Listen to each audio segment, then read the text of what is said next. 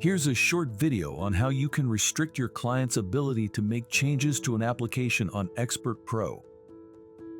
On Expert Pro, your client has access to their client portal, which allows them to submit and edit applications and upload documents. You have the ability to restrict your client from updating their existing applications. In order to do this, you will first need to go into the client's application. Once you are in the application, you will notice the lock symbol in the top right corner. If it is unlocked, that means your client still has the ability to edit their application. In order to restrict access, click on the lock symbol. A pop-up will appear to ask you to confirm your changes.